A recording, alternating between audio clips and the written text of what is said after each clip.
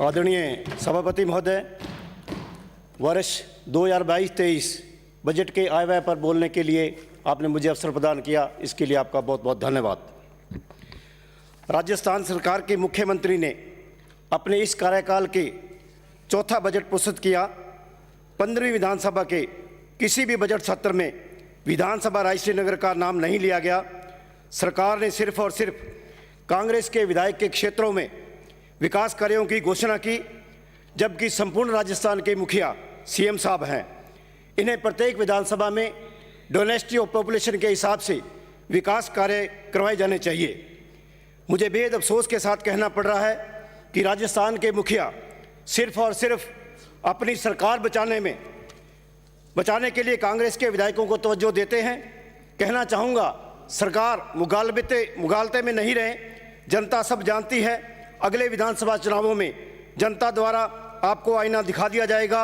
हाँ, इस बार भी सीएम साहब ने घोषणाएं तो खूब की, मगर धरातल पर ये लागू होंगी, इसका मुझे पूरा संशय है। बजट घोषणा के बाद मेरे निर्वाचन क्षेत्र के कुछ छात्र छात्राओं का मुझे फ़ोन भी आया और उन्होंने कहा, सर, जिन हम मेधावी छात्रों को वर्ष 2019-20 में लैपटॉप दिए जाने थे, वो लैपटॉप आज तक हमें नहीं मिले। बड़ा अफसोस है कि जो मेधावी छात्र लैपटॉप के हकदार थे, उन्हें लैपटॉप तक नहीं मिला। और मैं बजट भाषण के दौरान सीएम साहब विपक्ष की तरफ हाथ करके बार बार इशारा कर रहे थे। मुझे लग रहा था जैसे वो कह रहे हों कि तुम विपक्ष वालों को कुछ नहीं मिलने वाला। अब मैं मेरी विधानसभा रायश्रीनगर की तरफ बात करूंगा।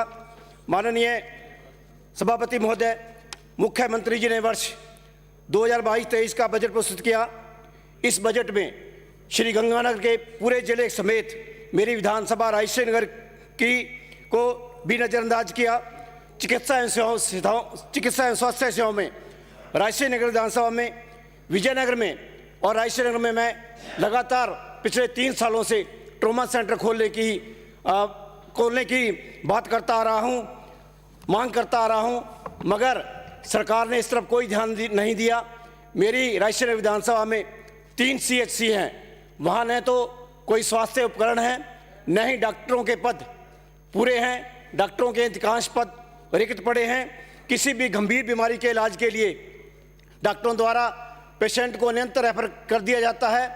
इन्हें विजयनगर और रायश्रीनगर से हमारा जिला मुख्यालय और बीकानेर 100-200 किलोमीटर दूरी पर है। कई बार तो इलाज के अभाव में पेशेंट की रास्ते में ही मृत्यु हो जाती है। मैं सभापति महोदय, आपके माध्यम से सरकार से निवेदन करता हूं कि मेरी विधानसभा रायश्रीनगर और विजयनगर में ट्रॉमा सेंटर खोले जाएं एवं तीनों CHC में आवश्यक चिकित्सीय उपकरण, एक्सरे मशीन, अल्ट्रासाउंड इत्यादि शीघ्र उपलब्ध कराए जाएं। मेरे द्वारा विधायक कोष से चिकित्सीय उपकरण खरीदने हेतु जो राशि उपलब्ध कराई गई थी, आज तक वो उपकरण भी CHC में नहीं पहुंचे हैं। सभापति महोदय, वर्ष 2019-20 के बजट में रायश्रीनगर के शहीद भगत सिंह कॉलेज का सरकारीकरण की घोषणा की गई थी, मगर आज तक उसकी क्रियान्विति नहीं हुई। मेरे विधानसभा क्षेत्र के विजयनगर से में मैंने पिछले 3 सालों से राजकीय कन्या महाविद्यालय खोले जाने के लिए माननीय मुख्यमंत्री जी को कई बार आग्रह किया गया, जिसकी घोषणा भी नहीं की गई। बहुत से प्राथमिक एवं उच्च प्राथमिक विद्यालय क्रमोन्नत होने वाले हैं, वो भी नहीं किए गए। कई विद्यालयों में अध्यापकों के पद रिक्त पड़े हैं। राजकीय उच्च माध्यमिक विद्यालय श्री विजयनगर का भवन जीर्ण शीर्ण अवस्था में है। उल्लेखनीय है कि शहीद भगत सिंह कॉलेज के सरकारीकरण हेतु न तो कोई अतिरिक्त बजट की आवश्यकता है, न ही किसी प्रकार की जमीन की आवश्यकता है। मैं आपके माध्यम से सरकार को निवेदन करना चाहता हूं, इसकी समस्त लेनदारियों और देनदारियों को समाहित करके इसको शीघ्र ही शुरू किया जाए। आदरणीय सभापति महोदय, श्री विजयनगर कस्बे में रिको क्षेत्र घोषित किया जाकर निःशुल्क भूमि उपलब्ध कराई जाए, ताकि वहां औद्योगिक इकाइयां लगाई जा सकें एवं क्षेत्र में एक वृहद प्रोजेक्ट शुरू किया जाए, जिससे क्षेत्र में युवाओं को रोजगार मिल सके। मेरी विधानसभा रायश्रीनगर के अधिकांश काम पाकिस्तान की बॉर्डर सीमा से बिल्कुल सटे हुए हैं। इस क्षेत्र में कई गांवों में अभी भी मूलभूत सुविधाएं नहीं हैं। बहुत से गांव अभी भी डाबर रोड से जुड़े हुए नहीं हैं। अधिकांश सड़कें कच्ची हैं। बहुत सी सड़कों में खड़वंजे लगे हैं जो बहुत पुराने हो चुके हैं और नीचे बैठ चुके हैं। मेरी विधानसभा में 100 किलोमीटर डामर रोड स्वीकृत की जाए व निम्नलिखित सड़कों को तुरंत डामरीकरण किया जाए जिसकी महती आवश्यकता है। गांव 16 BLD से रामसिंहपुर तक 3 किलोमीटर, गांव 6 BLM से गांव 5 BLD लिंक रोड तक via 6 BLD 3 BLD 8 BLD 5 kilometre, गांव 47 GB से गांव 52 GB तक 3 किलोमीटर, गांव 73 RB से गांव 19 RB तक 1 किलोमीटर, 74 RB से RB नहर पुल डामर रोड तक 1.5 किलोमीटर, डामर रोड गांव 20 GB से 23 GB डामर रोड तक 1.5 किलोमीटर, गांव 22 PTD से गांव 25 PTD 3 किलोमीटर, गांव 4 JKM डामर रोड से गांव 4 JKM A तक 3 kilometre, Rajsingh Nagar Anupgarh Bharatmala road Chautara NP bus stand से गांव दूधरासर तक 45 GB डामर रोड से मोटासर डामर रोड तक, 17 GB डामर रोड से 21 GB डामर रोड तक, गांव 79 NP डामर रोड से गांव बरुवाला तक, Rajsingh Nagar Anupgarh Bharatmala road 41 NP bus stand से गांव रामजीवाला तक, जैसर पदमपुर रोड 2 LC से गांव 3 MST की तरफ 2 किलोमीटर, मोकवाला से गांव 7 SJM via 8 KSD B 7 SJM B 3 kilometre. Anupgarh Suratgarh road के साथ साथ घग्गर नदी बहती है। सभापति महोदय, इस पर बसे गांव 11 जोइयावाड़े में घोड़ा पुलिया बनी हुई है। उक्त घोड़ा पुलिया पर बड़ा पुल बनाया जाए ताकि बड़े साधनों का आवागमन हो सके। इस पुलिया से 25-30 गांव जुड़े हुए हैं।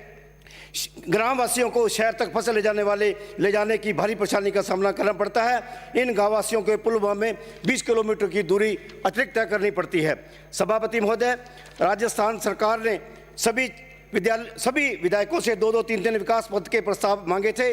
विधानसभा राजसिंह नगर में मैंने ग्राम पंचायत मुख्यालय बिलोचिया एवं शिवपुरी में विकास पथ के प्रस्ताव भेजे थे, जिसका सर्वे भी सार्वजनिक निर्माण विभाग के अधिकारियों द्वारा कर लिया गया था, मगर आज तक विकास पथ नहीं बने।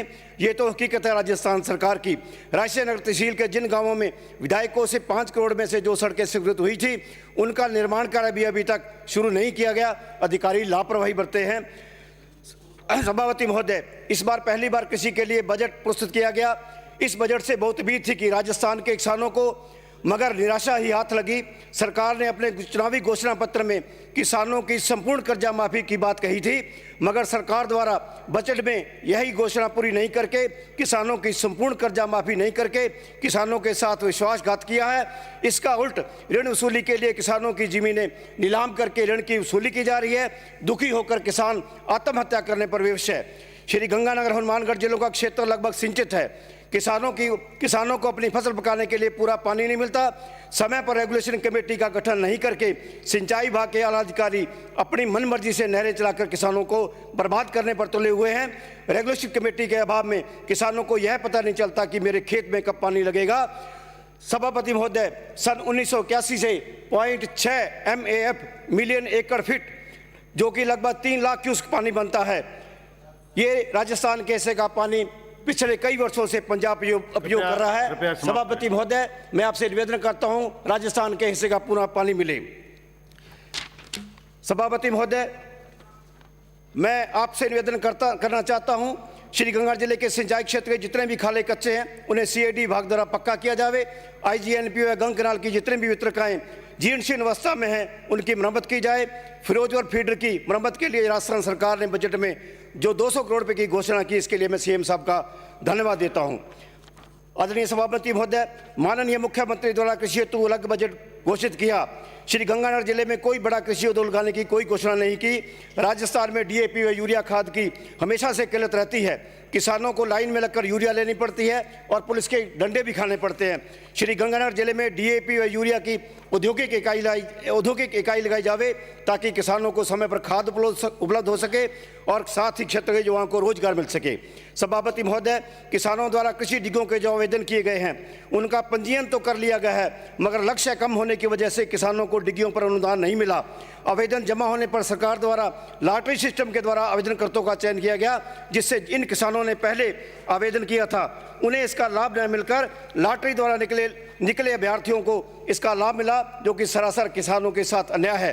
पहले आओ पहले पाओ की तर्ज पर वरीयता अनुसार सभी आवेदनकर्ताओं को इसका लाभ मिलना चाहिए। डिग्गियों पर मिलने वाली अनुदान राशि भी बहुत कम है।